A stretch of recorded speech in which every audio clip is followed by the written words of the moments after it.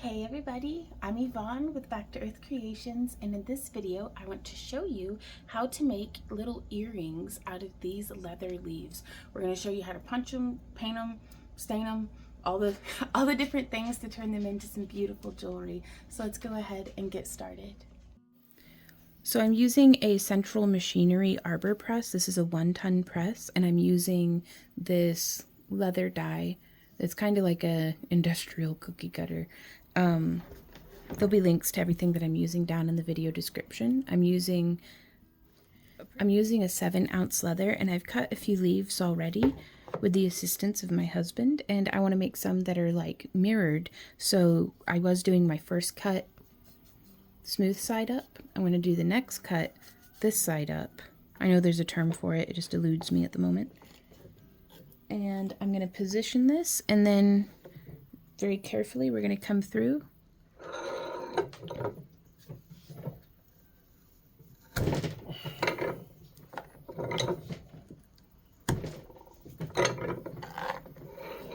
and just like that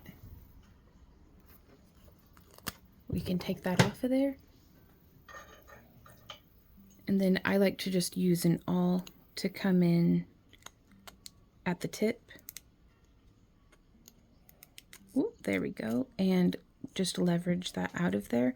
We could also use something blunt pushed through this hole on the back of the die.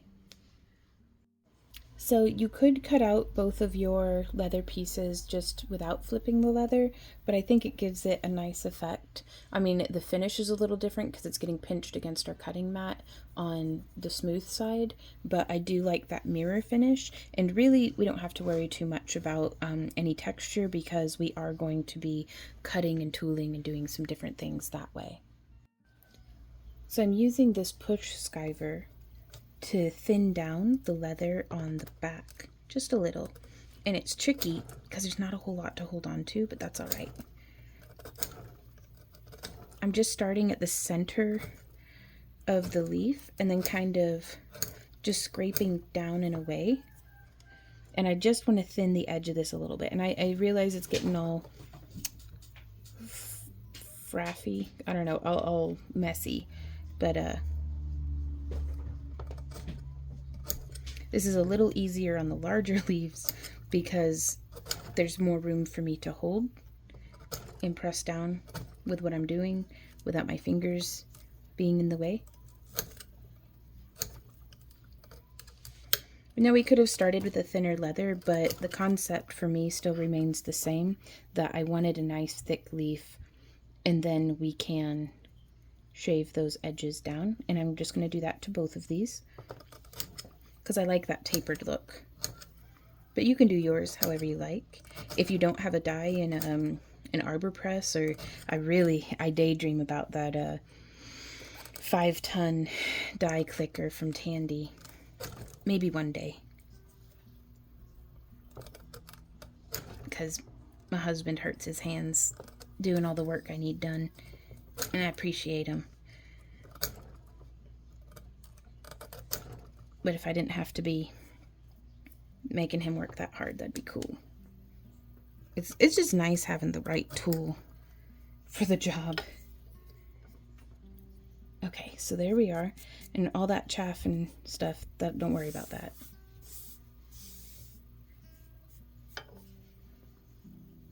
So there we are with this, and now I'm going to use a spray bottle with just some water.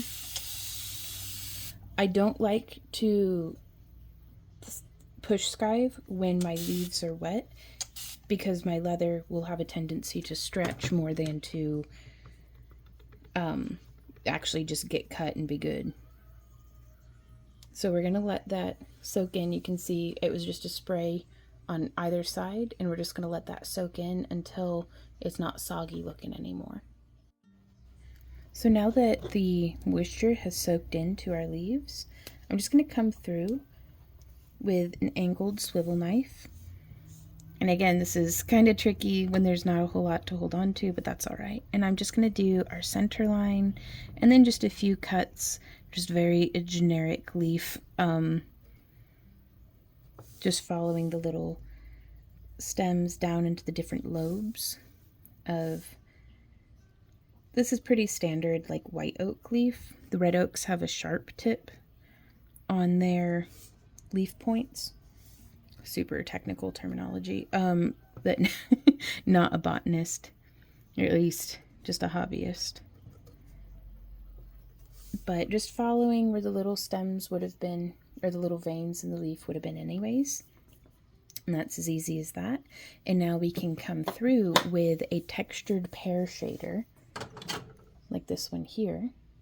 We're going to have a little bit of loud noises going on, but I think that'll be all right. Maybe through the magic of editing, it won't be so bad.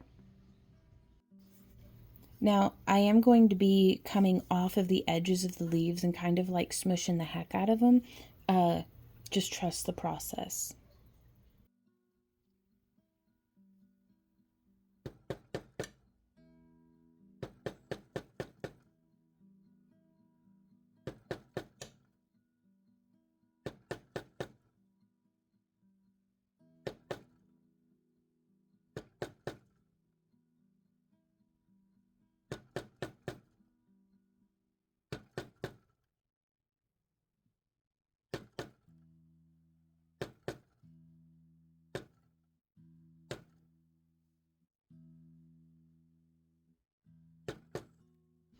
Now that probably doesn't look like a whole lot right now, but that'll really help us whenever we're dry brushing it to show off some of the detail.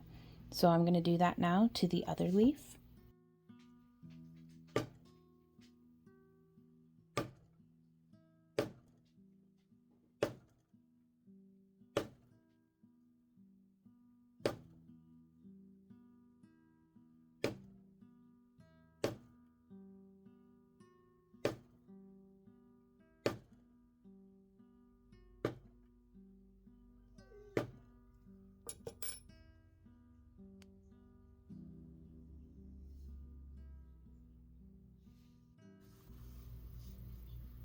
So I'm using a 5/32 inch hole punch, and I'm just going to come in here and I'm going to do a little test spot so that you can see where I'm intending to cut.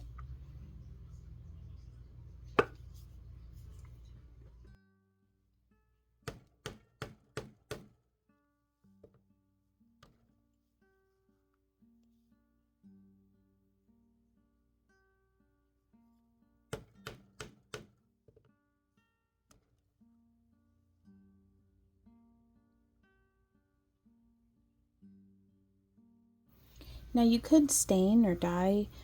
I don't really know what the difference is between staining and dyeing, but you could use a dye or an antique gel or whatever you want to color the base color of these leaves, but I really like the natural brown tone, so I am just going to use this brushed copper and pure gold in the Folk Art Metallics. And I'm going to start with the copper. And the way that I'm going to do this is I'm just going to use some right out of the cap.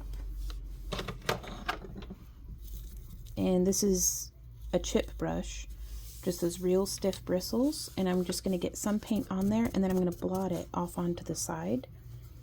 And I'm actually going to do this on the paper towel because I don't want to be getting my punch mat all colorful if I don't have to. Ooh, and already that's so pretty.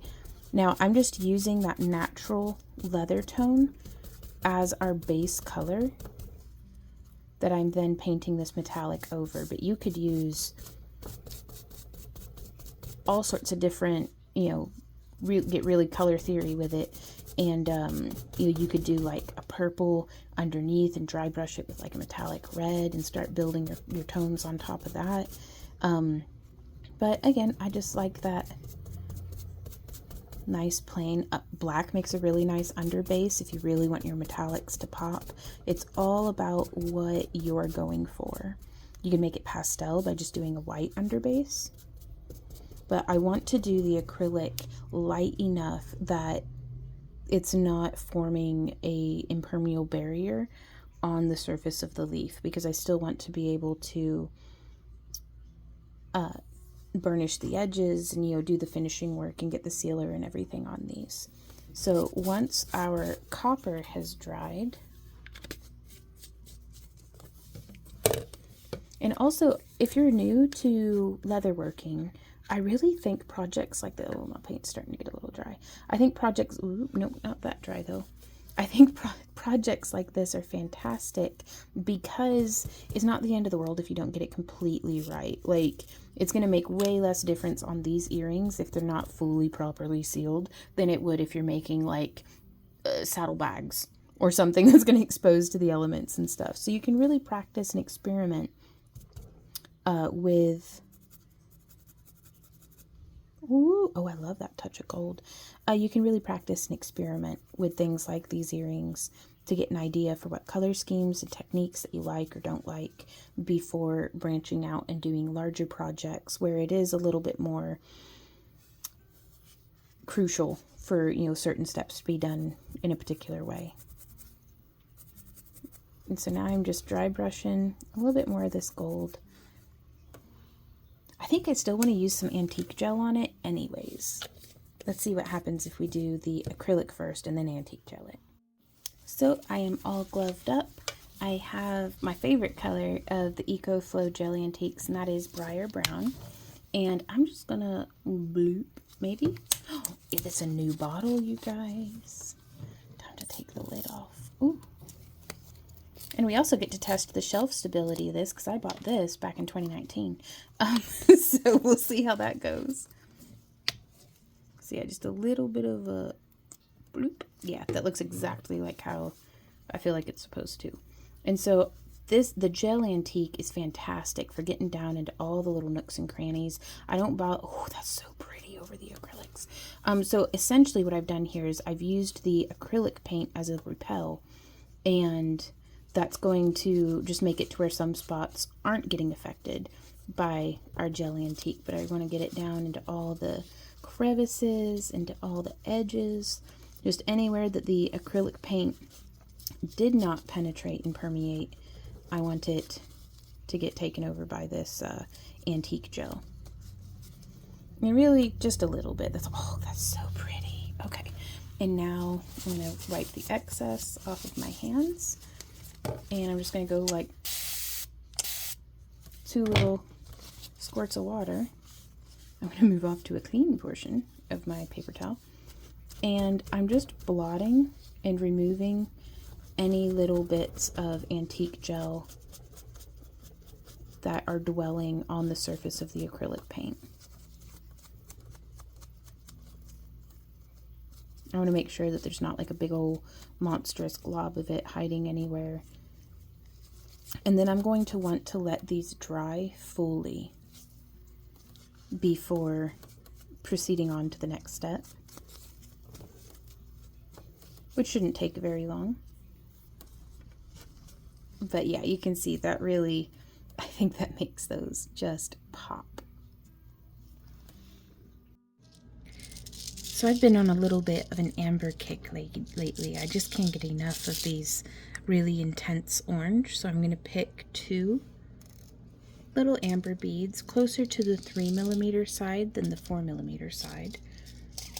And I'm using 24 gauge in titanium tone pear wire. This is a plated copper wire, so it's silver plated, and then it's covered with that enamel, so you don't have to worry about it tarnishing or having to polish it or anything like that. Now this is pretty close to being a dead soft copper. The enameling process and everything, I think, work hardens it just a little bit, but it's pretty close to dead soft. Certainly more dead soft than half hard.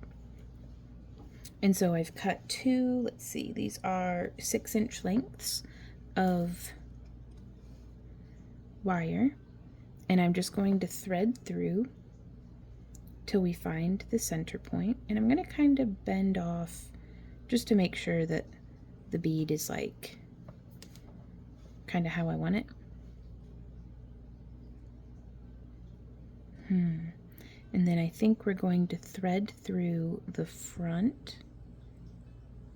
Oh yeah, because I want this set just kind of inset. I wanted to figure out a way of like setting a full-on like cabochon or something, but maybe for a future project, probably not on such a petite leaf as what we have here. So I've opened it back up and I'm just going to bend it around like this, I think. So I'm going to sew through the side here, just using my fingers to sandwich the bead in place. And now I'm aiming for symmetry. I may miss the mark, but I'm aiming for symmetry. And asymmetrical is okay too. Sisters can be, or earrings can be sisters, not twins.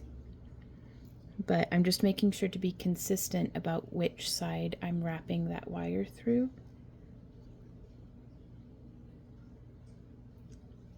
So you can see we kind of built off in the same direction there. But now that we've done that bend, I can actually come around and sew back through. But I don't think that's going to be necessary, really. I think that'll sit just fine like that. And now I'm going to line this up onto our little ring. And this ring has, whenever it was welded, it doesn't quite have a perfect join. So I'm going to hide that behind our bead and leaf. And so now I'm just going to wrap around our ring like this. And these are pretty sizable earrings. You could use a much smaller ring if you wanted. I just thought that this was a cool kind of open, airy, just a neat looking earring. But regardless of how you change the details, these techniques should get you where you're going. So there's 2 wraps, 3 wraps. I'm actually going to use my pliers. 4 and 5. And I'm just going to squish those together by catching the edge of them. And there is, and I love how the light travels through that amber bead. I think that's just going to look so cool. And truly, we could attach a pendant, like a bail, and turn that into a pendant. We could add a little dangle down, something like that. So we could do like a teardrop or something inside that space. We could suspend other elements within that space as well. So the sky is limit. Here I actually have some, well, none of them quite match, but I wouldn't want to use too large of it. Super durable. I wouldn't want to use too large of a teardrop, but just adding a little something might be kind of cool. So let's see what I can find. So I'm using the 6mm bead out of this Lolly Beads pack. You could use whatever beads that you like, but I do recommend having a large enough inner diameter of the bead that the ring will fit through. And then I'm using the 18 gauge 1/4 inch and 18 gauge 1/8 inch from this AmericanChainmail.com chainmail kit. I'll have links to this one as well as the Chainmail Joe kit that I highly, highly recommend for if you're interested in getting into making chainmail, or if you just make a lot of jewelry and want a really nice selection of jump rings. Because what I'm doing here, I don't think I would consider chainmail, even though it's using chainmail rings. So we're going to open our ring like that, and I open it so that it's still circular, it's just offset like that. And that way we're not compromising the integrity or the shape of our ring. And then I'm going to close it, pressing the tips of my pliers kind of close to each other to bridge that gap from where the ring was cut. And I do prefer to use saw cut rings in all of my work, just because that way you can get a really nice butted closure. And that's just where the flat ends of the ring are nice and flush with each other. If you super fancy, you could like solder it or something, or, you know, if you're using a metal that's conducive to that. And so now I'm going to take 2 of these 18 gauge 1/8 inch rings, And I'm going to attach right there and right there.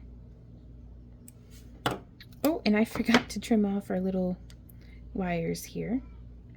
I'm just going to bring that around and snip, and I'm going to bring that around. I prefer to terminate my wires towards the center of my piece. I hear you, kitty. She's on the wrong side of the door. Just ask her. That way, I feel like they're less likely to snag things. And then I'm just going to use my pliers to really smush that down nice and secure. I gotta go let the cat in. And so now I'm going to use our third 18 gauge 1/8 inch ring to hook through those two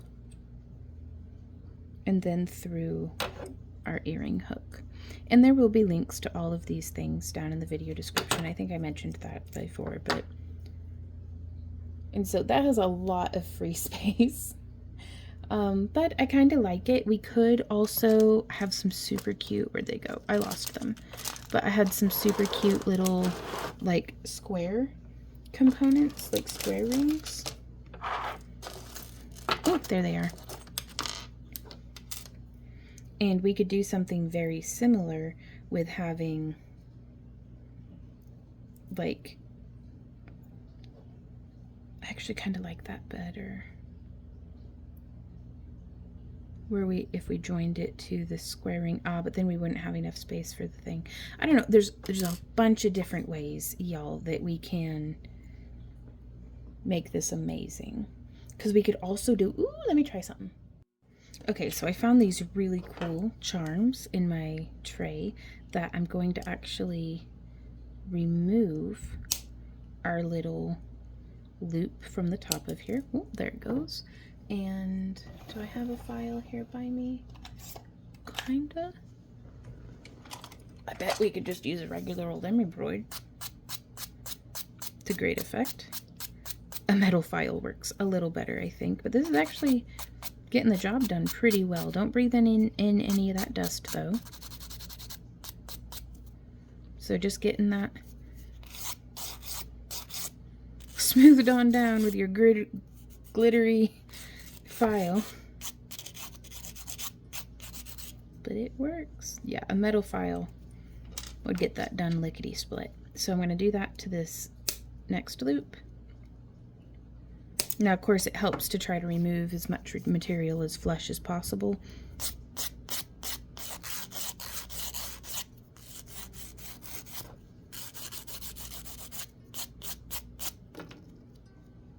Oh yeah, that's great. Okay, so now from there, instead of attaching this ring like how we had done, because the reason I snipped off that loop, y'all, is because it would have made it hang down just a little too far. So you may not need to snip the loop off of your charm. But I'm going to take the side that we've filed, that way it's hidden inside these rings. Ooh. And now you can see here it's kind of stacked onto the back side right there. So I'm actually, well, hey baby, what do you think? Yeah?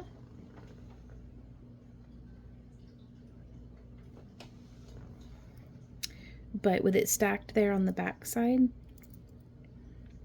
we can give a different layered look. So I actually want to use that strategically to our advantage by having it be on the front. So I've just shifted that around, and now I'm gonna, it's getting kind of tight in there. We could go up to a larger ring size, but I really want to see if I can make this size work. And now I'm going to double it up, and I am super pleased with this. And so just hooking that around through that ring as well, and ooh, come on, there we go. Whoop, pliers are slipping, it's okay. And so now from there, oh yeah, I dig it. That's super cute. Like, I love that. What a festive, like, autumn earring. Or pendant, if instead of a earring hook you just attached a bail. That'd be super neat. And now I'm gonna, through the magic of editing, I'm gonna make another one. And just like that, this is how our earrings have come out. Now again, with very similar techniques, you could do, I know, baby, I gotta go take care of this cat, y'all. With the same set of techniques and the same kind of concept, you could cut out different leaf shapes, you could do different gemstones, you could use different charms. The sky's the limit on this one, y'all. Thank you so much for joining me here today. I do hope that this video was helpful to you. If you have any questions, comments, or ideas, please leave them down below. You can also email us at backtoearthcreations@yahoo.com with any questions or pictures of your work that you have questions about. I try my best to be helpful to y'all, so thank you so much to everybody who's sent in your questions and suggestions for future tutorials and just all sorts of stuff. Just thank y'all for taking the time to be here. Now, we do have, if you haven't yet, I'd recommend signing up for our free newsletter at backtoearthcreations.com. And I'm thinking, I was supposed to make show notes. There's probably stuff popping up on the screen that you can click on that'll take you to like our Vonster vlog channel or like some other tutorials. Free newsletter though, you will be among the first to know whenever we have new tutorials, new live streams, shop updates, all those different things. And if you want first dibs on stuff, please consider joining our Happy Crafter Club. And that way you'll know like a day ahead of time whenever we have our shop updates. You'll get a juicy 20% off coupon. And there's no telling what else, but so thank you guys again so much for being here. I will see y'all next time, and until then, happy crafting. Mwah. Bye.